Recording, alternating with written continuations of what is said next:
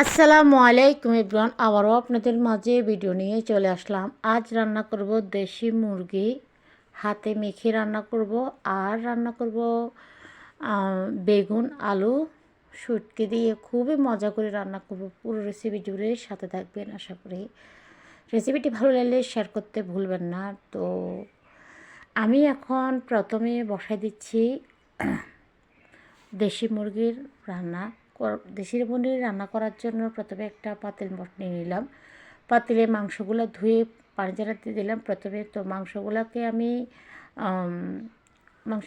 আমি একটা পাতিলের সাহায্যে নিয়ে নিলাম। তারপর এখানে আমি 1.5 কাপ পরিমাণ দিয়ে দিলাম পেঁয়াজ এবং টমেটো, তারপর কাঁচামরিচ। এখন দিয়ে দিচ্ছি রসুন বাটা, আদা বাটা। রসুন বাটা দিয়ে আমি একটু আদা বাটা রসুন বাটাটা একটু বাড়িয়ে দিতে হবে। দেশি মুরগি একটু আদা রসুন বাটাটা একটু বাড়িয়ে দিলে দেখা যায় কি মশলাটা অনেকটা ঘন আসে। তারপর হলুদের গুঁড়া, লাল মরিচের গুঁড়া, স্বাদ মতো লবণ দিয়ে দিলাম। তারপর এখানে দিয়ে দিলাম গরম মশলা হিসাবে আমি তেজপাতা আর দারচিনি, এলাচ। এখানে আমি মশলা যেটা চূড়ানো দেব, এটা হচ্ছে আবার দিয়ে দিচ্ছি মশলার গুঁড়া, মানে চূড়ানো, এবারে চূড়ানো হয়েছে। ওটাতে আমি 15 আইটেম মশলা আছে, মানে লং, জয়ত্রী, জয়ফল, মানে প্রত্যেকটা মশলা ওখানে আছে। তো ওটাতে আমি আর লম্বা চূড়া করে বলিনি, এটা চূড়ানো মশলা দিয়ে দিলাম। তারপর এখানে আমি সরষের তেল দিয়ে দিলাম। সরষের তেল দিয়ে খুব ভালো করে মেখে নিলাম। মেখে হাতে যে মশলাটা ছিল সেটা হাতটা মানে ধুয়ে নেওয়ার জন্য মানে একটু পানি ইউজ করলাম, সামান্য একটু পানি দিয়ে বসাই দিলাম চুলার উপরে। দেখতেই পাচ্ছেন অনেকটা হয়ে আসছে। আর অল্প অবশ্যই প্রথমেই হাই হিটে দেবেন, তারপর লো আছে মিডিয়াম আছে রান্নাটা করতে হবে। এরপর আমি দিয়ে দিচ্ছি আলুগুলা দিয়ে ভালো করে নেড়ে ছেড়ে দেবো। নেড়ে ছেড়ে দিয়ে কিছুক্ষণ কষানোর পরে দিয়ে দিব আমি এখন পানি দিয়ে দিব পরিমাণ মতো। অবশ্যই দেখতে পাচ্ছেন কষানো হয়ে গেছে, এখন দিয়ে দিব পরিমাণ মতো পানি। পানি দিয়ে রান্নাটা কমপ্লিট করব। কেমন হয়েছে অবশ্যই কমেন্ট করে জানাবেন। আপনি চাইলে ধনিয়া পাতা একটু দিতে পারেন, দিয়ে এটা নিজেদের পছন্দ। আর দেশি মুরগি তো অনেক অনেক মজা হয়, খেতে অনেক ভালো লাগে, সবাই পছন্দ করে আশা করি। আমারও বেশ অনেক ভালো লাগে দেশি মুরগি খেতে। তাই দেশি মুরগি খেতে কার না ভালো লাগে, সবাইরই ভালো লাগে, এটা সত্যি কথা।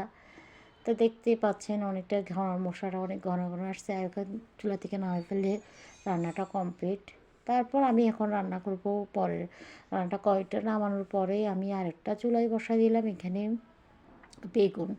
বেগুন দুই কেটে পরিষ্কার করে এদিক দিয়ে রাখলাম। এদিক দিয়ে আবার একটা পাতিল বসাই দিলাম। পাতিলে দিয়ে দিলাম অল্প একটু তেল, মানে পরিমাণ মতো তেল দিয়ে দিলাম, পেঁয়াজ এবং কাঁচামরিচ দিয়ে দিলাম।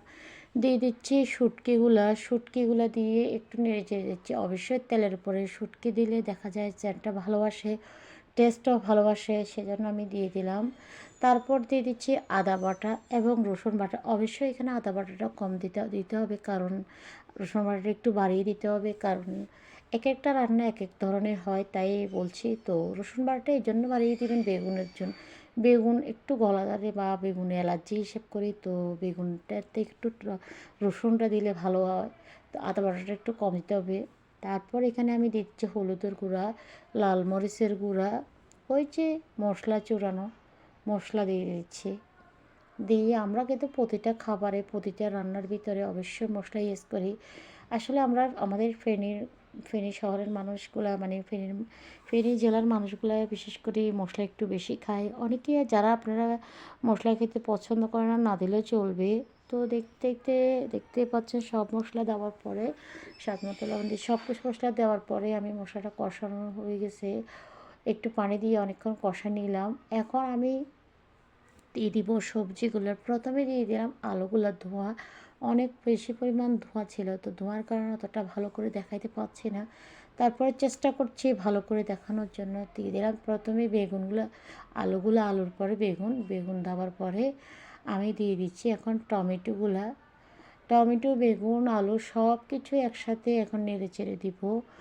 তো দেখা যায় কি এখনকার নতুন আলু এবং বেগুন হতে এতটা সময় লাগবে না, অনেক তাড়াতাড়ি হয়ে যায়। আর বিশ্বাস করেন খাবারের পরে বয়সটা এসে প্রত্যেকটা রান্না অসাধারণ হয়েছে, অনেক, অনেক মজা হয়েছে। আপনাদের ভাইয়া তো বেগুন রান্না করছে, এতটা পছন্দ করেছে। আর ও শুটকিটা একটু বেশি পছন্দ করে। শুটকি, দেশি মুরগি সব কিছু মিলে অসাধারণ। আপনাদের কেমন লাগছে? কোন রান্নাটা কেমন হয়েছে অবশ্যই কমেন্ট করে জানাবেন। কমেন্ট করতে ভুলবেন না। আর দেখতে এখান দিয়ে আমি মশলাটা কথা বলতে, বলতে দেখেন মশলাটাও কষানো হয়ে গেছে। মানে সবজিগুলো ভালো করে কষাই, একটু বেশি পরিমাণ পানি দিলে মানে গায়ে গায়ে একটু পানি দিলাম। পানি দেওয়ার পরে বেগুনটা হয়ে গেছে। এখন আমি একটু রসুন দিয়ে বাগার দিয়ে দিলাম। তো রান্নাটা কমপ্লিট হয়ে গেছে। সবাই একটু আমাকে ভালোবাসা দিবেন, লাইক কমেন্ট ফলো দিয়ে সবসময় পাশে থাকবেন। আপনাদের ভালোবাসা দিয়ে আপনাদের সবার সাথে এগিয়ে নেবেন। কোন রান্নাটা কেমন হয়েছে অবশ্যই কমেন্ট করে জানাবেন। আপনারা কী ধরনের রান্না দেখতে চান সবাই কমেন্ট করবেন। আজকের মতো বিদায় নিয়ে আল্লাহ হাফিজ, আসসালাম।